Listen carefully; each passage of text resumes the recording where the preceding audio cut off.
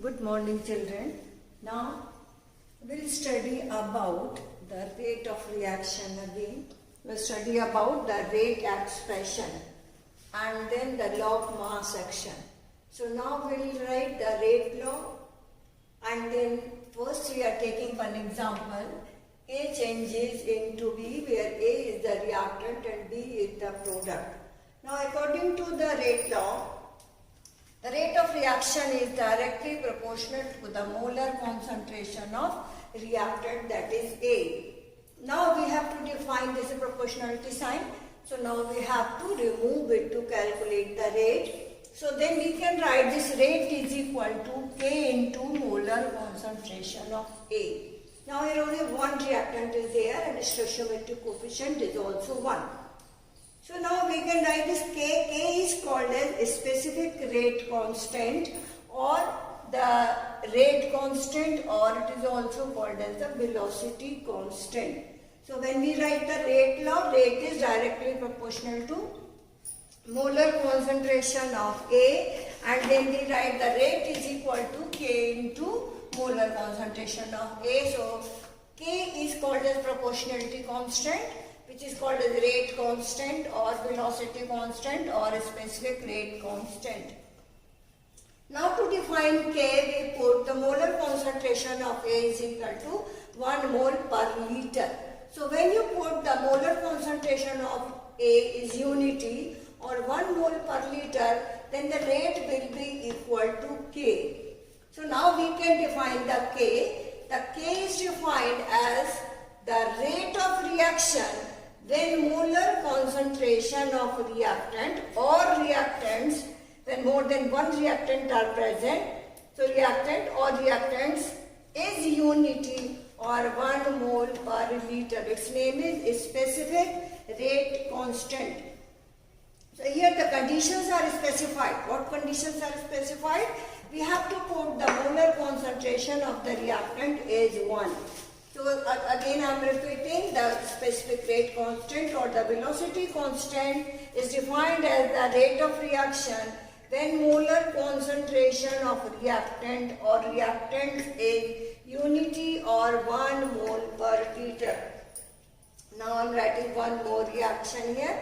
The M1 is the molar concentration of A, M2 is the molar concentration of B, and then the product which is formed is stoichiometric coefficient is M3.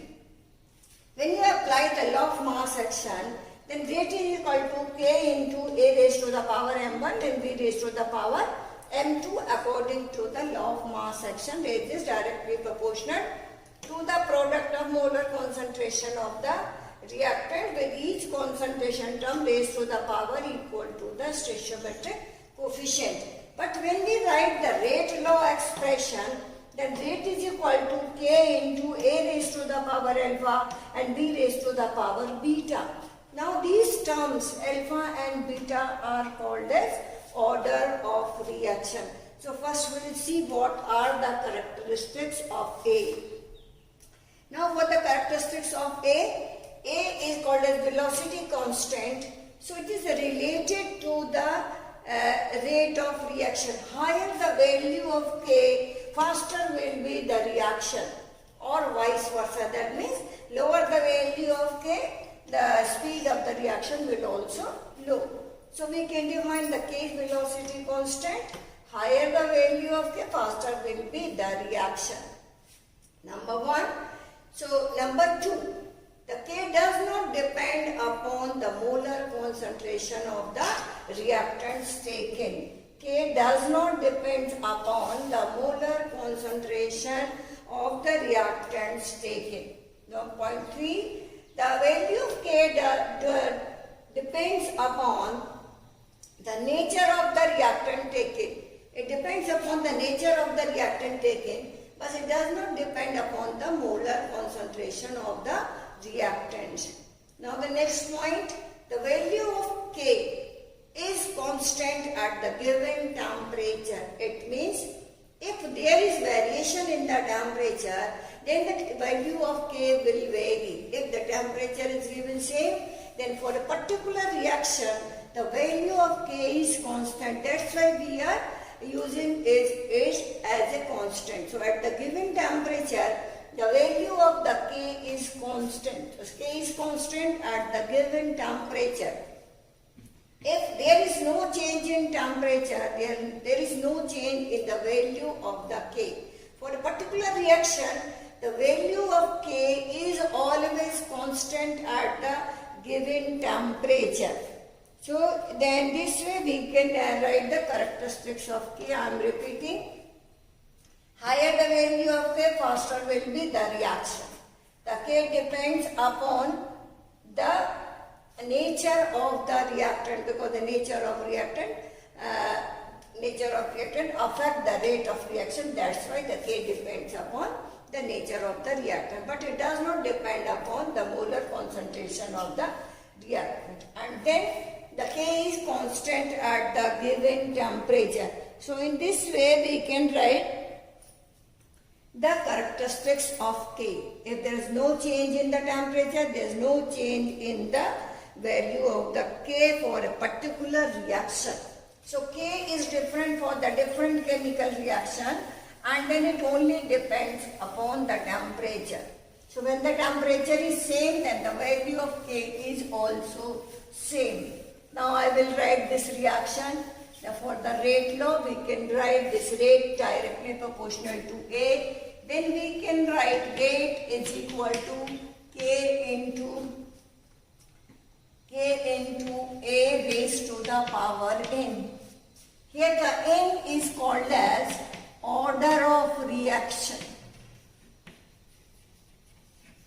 Order of reaction. Now this order of reaction does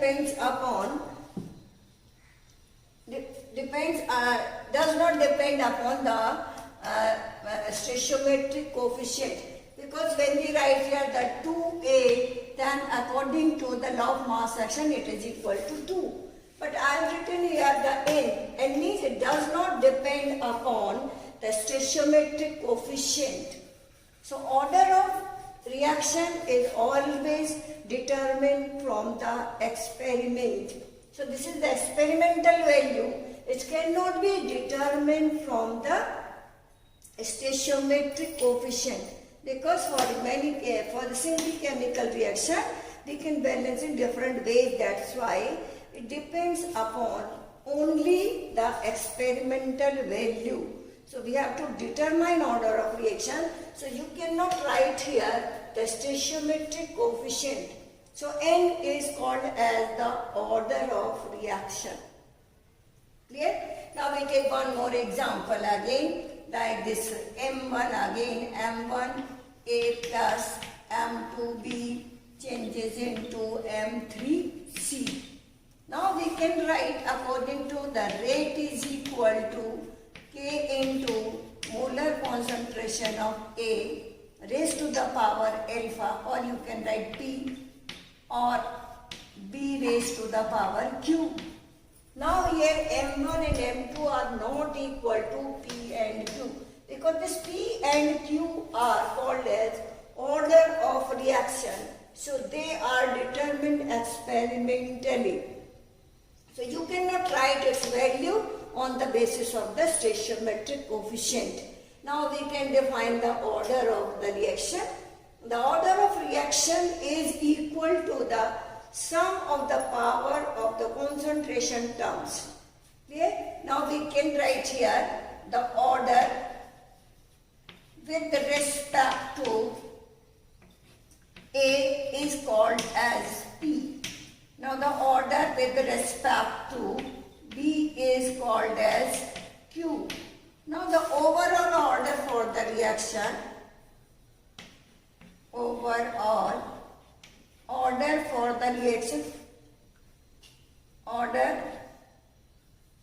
reaction,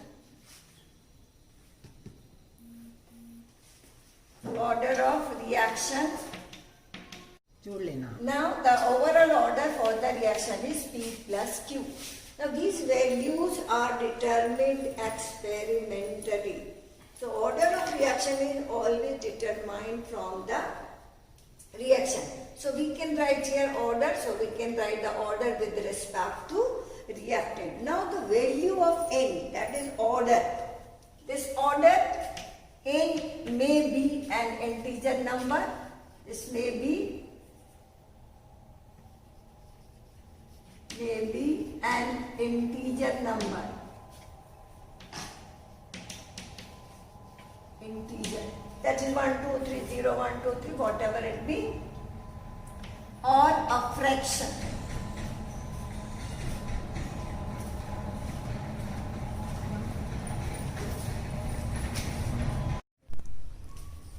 Yes, so now for the n may be an integer or a fraction number. So we can write the n, that is the order of a reaction, may be an integer number or it is a fraction. Now the n is always determined in the first point. The second point, it is an experimental value. Experimental value. So in the rate law expression, the exponent of the concentration term is called as the order. So according to this, we can write the order may be an integer or a fraction number, or it may be equal to 0. Third, n may be equal to 0, or that is called a zero order reaction. So the n may be an integer number or a fraction number, and second, it is determined experimentally. You cannot write from the balanced chemical equation, so that is experimental value. And then n may be equal to 0, then it is called as the zero order reaction. And then the order of reaction, you can see here, the P with respect to A and Q with respect to B. So overall order is equal to P plus Q. I am writing one example here, the decomposition of acetaldehyde. This acetaldehyde, when it is heated, then it is converted into, then decomposed, and then the rate of reaction is when it is heated, then here the rate of reaction for this rate is equal to, this is liquid and this is vapor. Rate is equal to concentration of CH3 CHO raised to the power 3 by 2. Now here you can write the order with respect to acetaldehyde. When acetaldehyde heated, then it is converted and then the order will be equal to 3 by 2. So order always determined from the experimental value. So when the rate law is provided during the examination, when the rate law is provided, then we can write the rate of order of reaction or overall reaction. Now suppose the reaction is given 2A plus 3B changes into C plus 2B. Now the rate of reaction, rate law expression is given K, A raised to the power 2 and B raised to the power 1. Then the overall order will be equal to, overall order for the reaction will be equal to 2 plus 1 is equal to 3. Clear? So we can write, or it may be given, suppose the rate is equal to, again we can write the rate law is given K into A raised to the power 2 and B raised to the power 0. That is zero order with respect to B. Then we can write the rate law expression. The rate depends only on the concentration of A, because the B with respect to B the order is 0. So then the rate law expression will become rate is equal to K into A raised to the power 2. Then the order of the reaction will be 2. So this is the way to determine the order with respect to the each reactant and with respect to the reactants. Now we have to write down the units of K, and when the order is given we can determine the units of K. Now for the units of K, of can write again here the A rate is equal to K into the unit of K depends upon the order of the reaction. So units of K depends upon the order of the reaction. First I am writing here the order, whether the order is 1. Now we can write this K is equal to rate divided by molar concentration of A. Now we can write for the rate. Rate is mole change in concentration. Concentration is mole per liter. Mole liter inverse divided by time taken, that is we can write the second. And then this divided by the concentration of A is mole liter inverse. So this mole liter inverse will be cancelled and then you are having the unit of second inverse. So the unit of K for first order reaction is second inverse, that is the time inverse. It does not depend upon the initial concentration of the reactant because it will be cancelled here. So for the first order reaction, the unit for the K will be second inverse. Now we can write for the zero order reaction. For the zero order reaction, the rate law will be rate is equal to K. That means the unit of K will be the unit of rate, that is mole per liter per second. Because we can write the rate is mole per liter and second. So this we can write, or you can write mole divided by liter into second, whatever you want you can write. So for when the zero order reaction, then its unit is equal to the units of the rate. Now we will write for the second order reaction. The rate is equal to K into A raised to the power 2. Now we can write again the K is equal to mole liter inverse, second inverse, that is time inverse you can say, divided by the square of mole liter inverse mole liter inverse square. Now the one of the power of mole per liter will be cancelled. Then here you will get mole inverse liter second inverse. That is the unit for the K for the second order reaction.